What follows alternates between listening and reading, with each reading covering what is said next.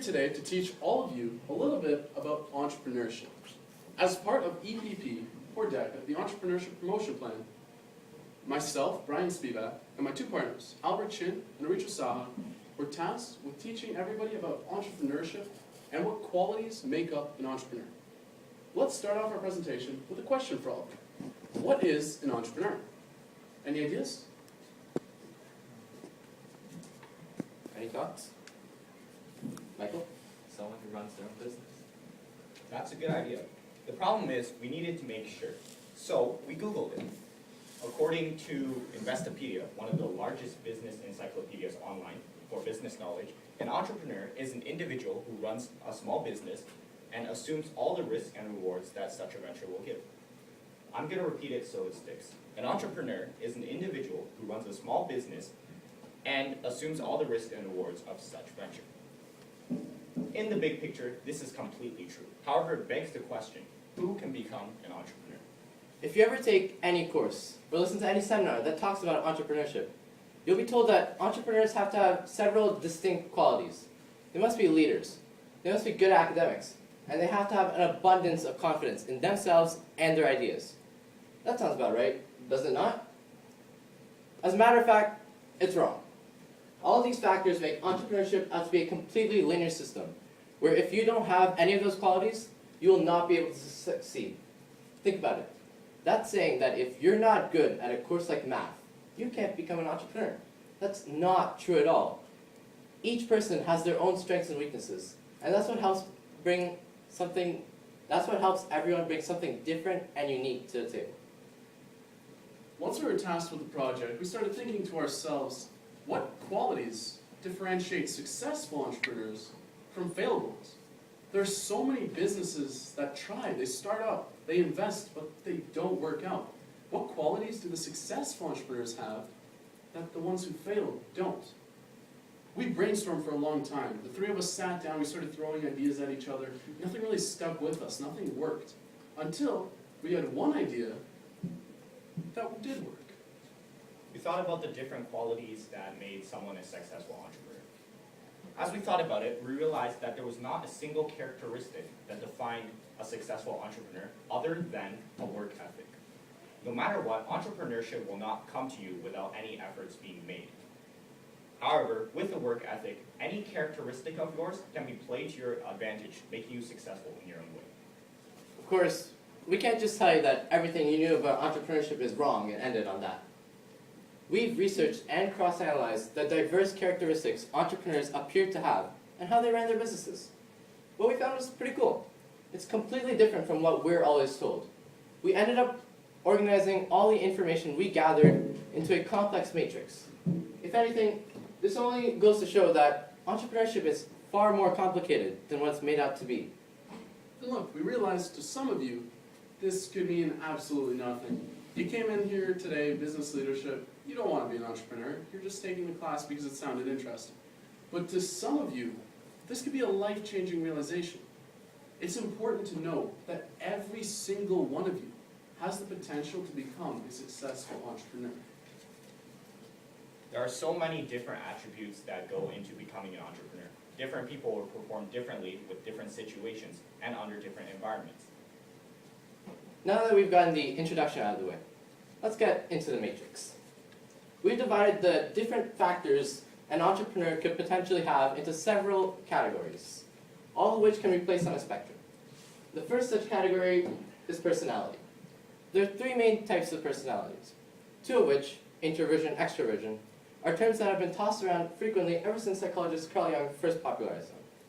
While the common belief that had been upheld until much recently was that only extroverts could become entrepreneurs, due to them being more socially active and far more outgoing, thus making their businesses have more people involved in decision-making and idea generation process. Now, that may work for people such as Tesla tycoon Elon Musk, but that's certainly not the only personality type an entrepreneur can have. There are also introverts, those who are far more invested in their own ideas. Their businesses are generally ran and managed by themselves and are more focused around their ideas. That's a formula which has worked for the likes of Bill Gates, Mark Zuckerberg, and so forth. Now, if you were to place introversion and extroversion on a spectrum, on the ends, and you were to go right in the middle, you would get something called ambiversion. That essentially is a few introverted qualities and a few extroverted qualities combined together. Entrepreneurs such as Steve Ballmer, the former Microsoft CEO and current owner of the LA Clippers NBA franchise, have managed to combine their introverted qualities with some extroverted traits on their path to success. Next, we've got motivation. No matter what you're doing in your life, you need to be motivated. There are two types of motivation that come to mind after doing some research. The first of which is extrinsic. If you are extrinsically motivated, it means you're motivated by a tangible reward, a material object, something you can hold in your hand at the end of a workday. Great examples of this would be money or food, because they're commonly used all over the world. If any of you have jobs, you work for the money, for the salary, because at the end of the day, you hold the currency. That's a tangible reward. On the other hand, there's intrinsic motivation. Intrinsic motivation means you are powered by the feelings of success and accomplishment that you get from seeing your dream or whatever you're working on become a success. A great example of an intrinsic thinker would be CEO of Evernote, a popular app on Android. Phil Libby. He said, "There are plenty of bad reasons to start a business, but there's only one good one. It's to change the world." If you can see yourself thinking similarly to Phil Libby, then you are intrinsically motivated.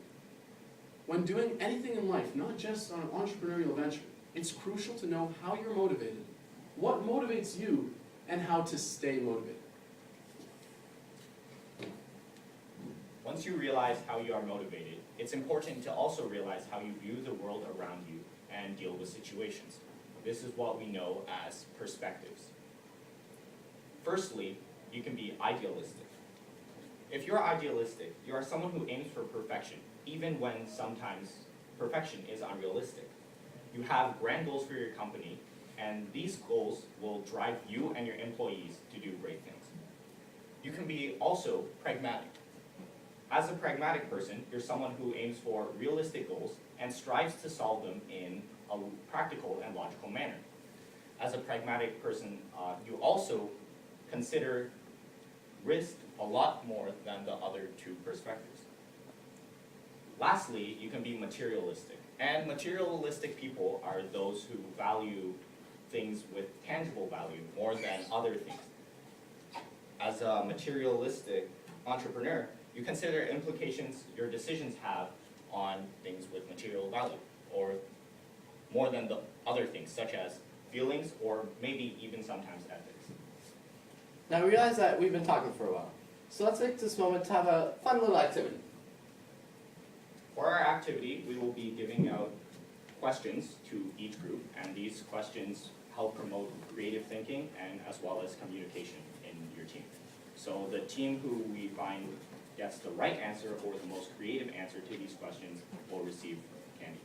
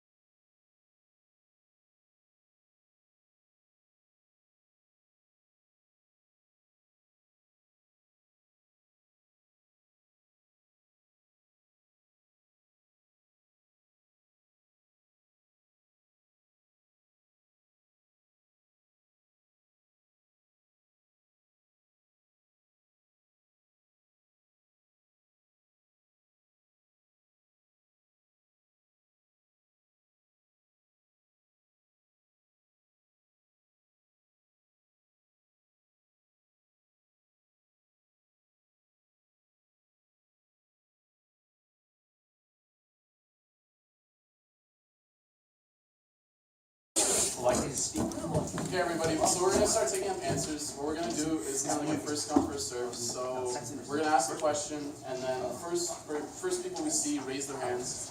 We'll let you answer. If it's correct, or if it's close but very creative, we'll give you the candy reward. And we'll try to spread them out evenly, so not one group is all in. Alright, so let's start with question 1. We said that he fell out with a bungee jump attached to him, and then as he got really close, it started getting really slow. And then when he was like 2 feet off the ground, it snapped. Does any other groups have? Okay, so it says from a 30-story building, but it doesn't say on the third floor. So you could have fell from the fourth.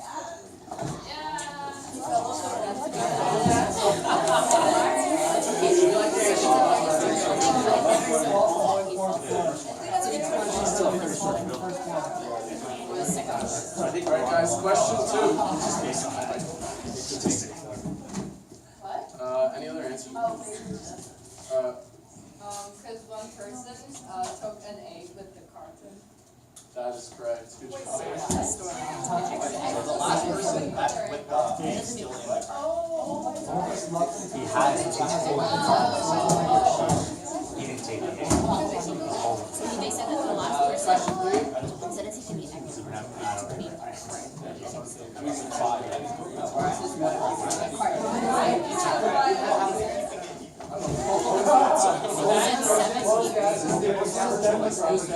Smart people. 2 feet? Yeah. Alright. Because the goat grass is 5 feet with the Alright, question 4. Question 4. He just asked, yeah, we're wrong for all. What's the answer, sorry? He just asked. lies not mute, so he has to ask. Oh, you're right on that one. Alright, question 5. Hey! That is correct. Good job.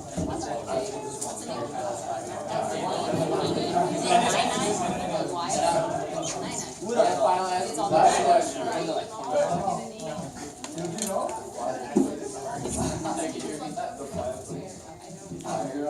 Oh, wait, no, it would have to be last. Quiet, please.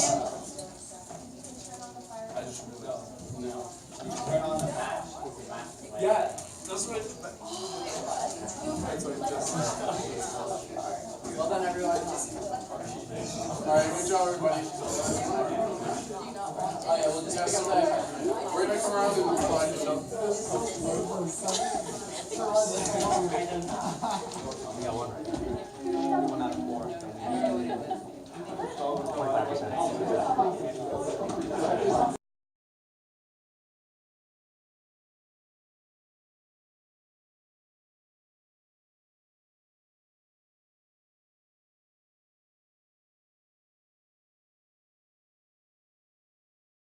Alright, everybody.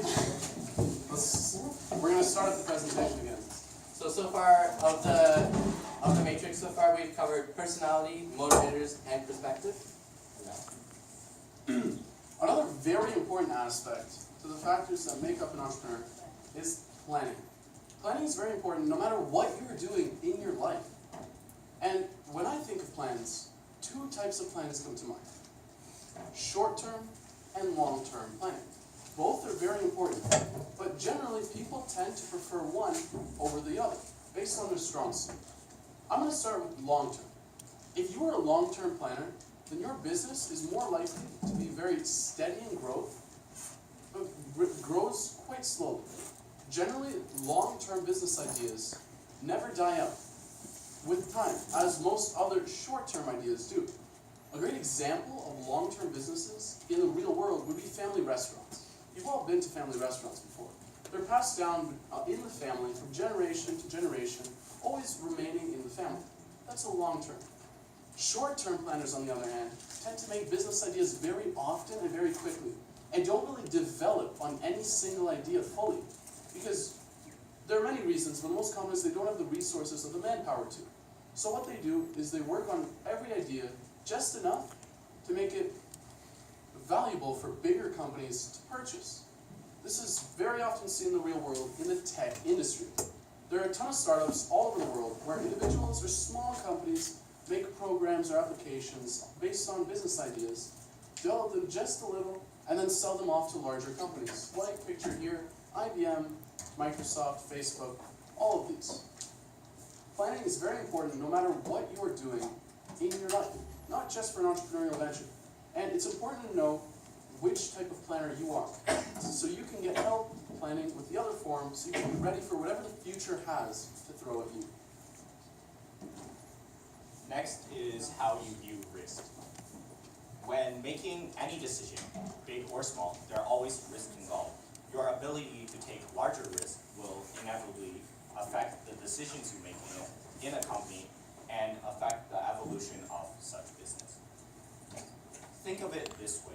If you're willing to take larger personal and financial risk, you are more of a risk taker. An example of this would be buying lottery tickets. While the reward is very high for winning the lottery, the risks are also very high, as the chances of you winning are very low.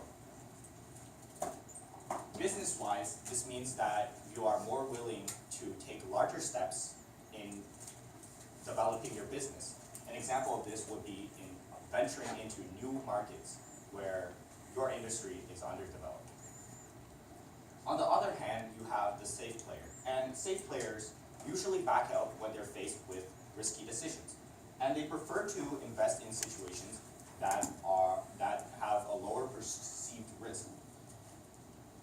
In regards to safe players, an example that they would do in their business would be to expand on existing branches or branches that have already been explored by their industry.